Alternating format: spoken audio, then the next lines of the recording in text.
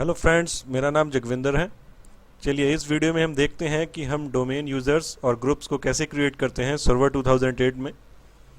तो जैसे last video में हमने एक रोल इंस्टॉल किया था जो कि active directory domain services role था। इसके बाद हमारे पास कुछ MMCs आ गई हैं, जैसे कि active directory users and computers, active directory sites and services. तो आप यूज़र्स क्रिएट कर सकते हैं।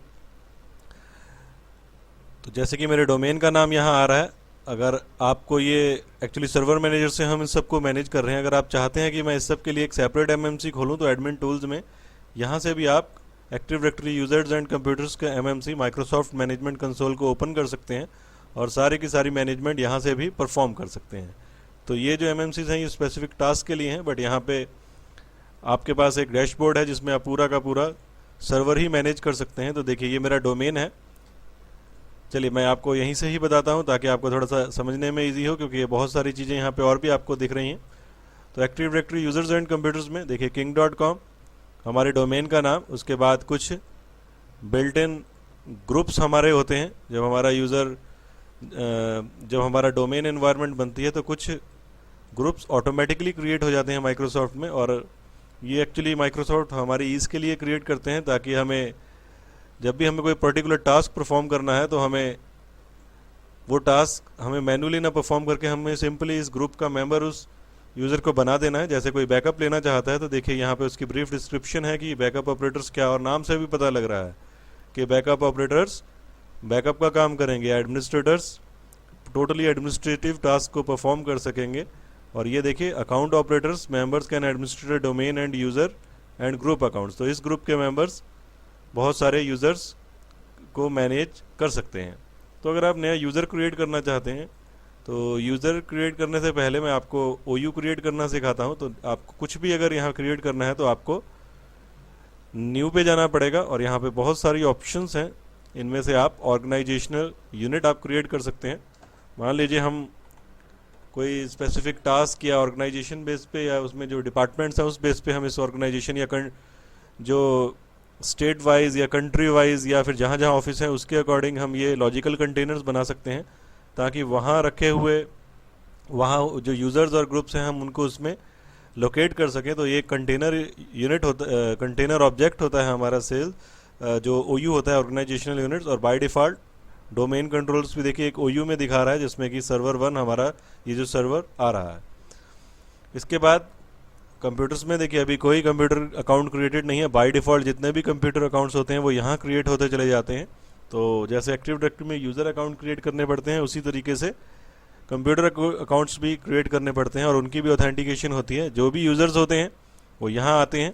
इसमें भी देखिए बहुत सारे ग्रुप्स हैं, प्लस 2 यूज़र अकाउंट्स भी हैं, जैसे कि एडमिनिस्ट्रेटर और एक गेस्ट, और गेस्ट अकाउंट जो है वो बाय डिफ़ॉल्ट डिसेबल है। तो चलिए हम एक अपना यूज़र क्रिएट करते हैं। तो मान लीजिए आप एक यूज़र क्रिएट करना चाहते हैं, न्यू यूज़र आपने नाम दिया और उसका नाम रख दिया टेस्ट यूज़र, और चलिए उसका नाम फर्स्ट नेम और लास्ट नेम में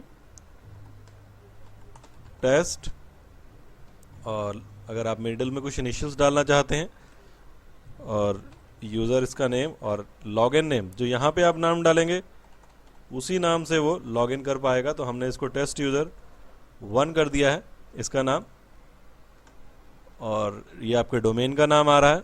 और प्री विंडोज़ 2000 या नेटबायस टाइप के नेम्स के लिए ये इस तरीके से आपको देखने को मिलेगा।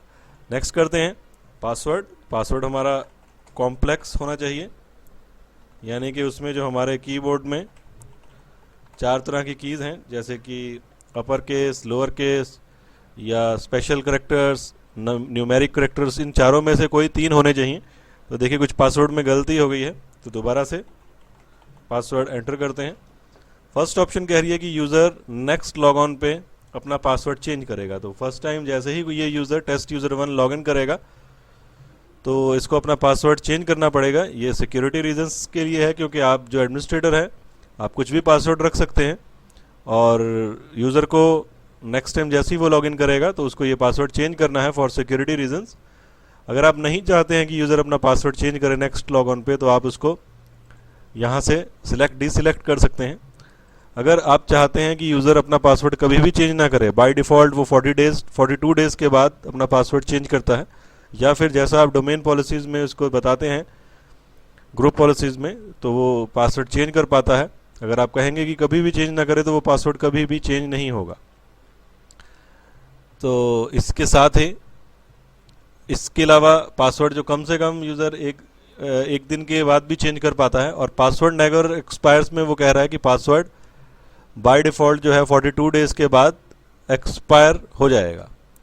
तो अगर आप नहीं चाहते कि पासवर्ड एक्सपायर हो तो यहाँ पे भी आप लिख सकते हैं, अदरवाइज 1 डे से लेके 42 डेज़ के बीच में वो पासवर्ड उसको चेंज करना ही पड़ेगा, और उसका पासवर्ड अगर हम ये दोनों ऑप्शन सिलेक्ट कर देते हैं तो पासवर्ड कभी भी एक्सपायर नहीं होगा।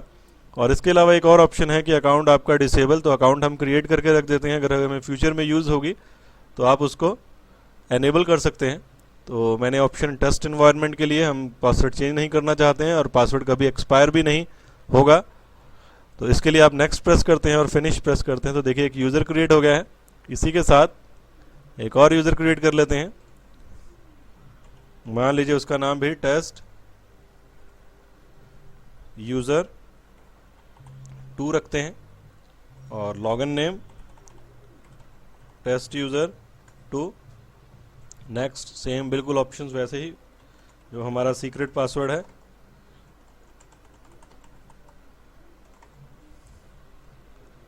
तो पासवर्ड हमारा जैसे पहले बताया है कि कॉम्प्लेक्स होना चाहिए। कॉम्प्लेक्सिटीज का मतलब है कि जो हमारे कीबोर्ड्स में से अपर केस हैं, कैपिटल लेटर्स, स्मॉल कैरेक्टर्स, या फिर नंबर्स जो हैं 1 2 3 4, या जो स्पेशल कैरेक्टर्स हैं जैसे @ एंड या स्टार, इन सब को यूज़ करके हम 3 कम से कम यूज़ करके हम 3 टाइप्स को कम से कम यूज़ करके कॉम्प्लेक्स पासवर्ड बना सकते हैं, और मिनिमम 7 कैरेक्टर्स का ये होना चाहिए।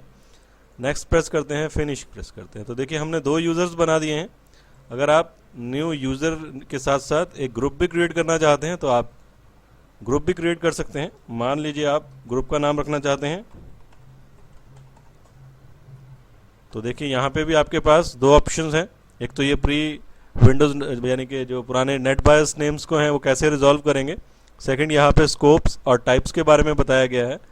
तो डिस्ट्रीब्यूशन ग्रुप्स नॉर्मली हमारे मेल डिस्ट्रीब्यूशन के काम आते हैं, एक्सचेंज सर्वर वगैरह में। जो हम जिनके ऊपर डील करते हैं वो होते हैं सिक्योरिटी ग्रुप्स, जिन पे हम परमिशंस को एनेबल डिसेबल कर सकते हैं। इसके अलावा डोमेन लोकल, ग्लोबल और यूनिवर्सल 3 टाइप के ग्रुप स्कोप्स भी होते हैं। तो किसी और वीडियो में हम इसके बारे में बात करेंगे बहुत डिटेल में। अभी के लिए जस्ट क्रिएट करते हैं। तो हमने एक ग्रुप बना दिया है, देखिए इंडिकेट कर रहा है यूज़र को सिंगल यूज़र है, और ग्रुप्स में डबल यूज़र यहाँ पे पेयर आपको दिखा रहे हैं। अगर आप किसी यूज़र को किसी ग्रुप का मेंबर बनाना चाहते हैं तो बहुत आसान है। इसके 2 मेथड्स हैं, आप ग्रुप पे जाके भी मेंबर बना सकते हैं और यूज़र को भी किसी ग्रुप का मेंबर बना सकते हैं। तो दोनों मेथड्स को देखते हैं। पहले हम मैनेजर्स में जाते हैं, और यहाँ पे एक ऑप्शन होता है मेंबर्स।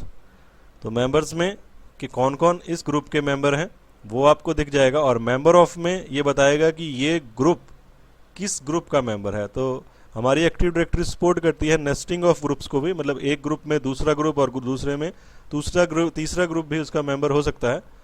तो अभी हम सिर्फ यूज़र्स को मेंबर बना रहे हैं, तो आप ऐड कर सकते हैं। और यहाँ पे जो भी हमारे यूज़र हैं, मान लीजिए हम फर्स्ट यूज़र को इसका मेंबर बनाना चाहते हैं, तो मेरा पूरा फुली क्वालिफाइड यूपीएन नेम आ गया है, user principal name testuser1@king.com। Okay करता हूँ, ओके करता हूँ। तो देखिए मेंबर्स में इसको एक मेंबर दिखा रहा है मैनेजर्स ग्रुप में testuser1।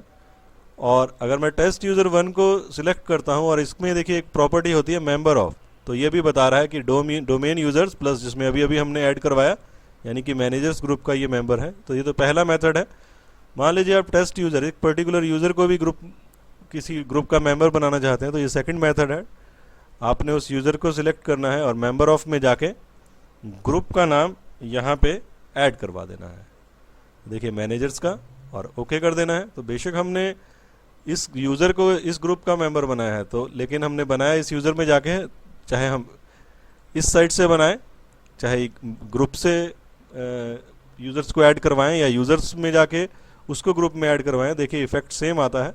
तो दोनों ही यूज़र्स इस मैनेजर्स ग्रुप के मेंबर बन चुके हैं। तो इस वीडियो में हमने यही देखना था कि डोमेन यूज़र्स, डोमेन ग्रुप्स और ऑर्गेनाइजेशनल यूनिट्स कैसे क्रिएट होते हैं, प्लस उसके उसमें यूज़र्स को ग्रुप्स का मेंबर कैसे बनाया जा सकता है। तो इस वीडियो के लिए इतना ही। Thanks for listening.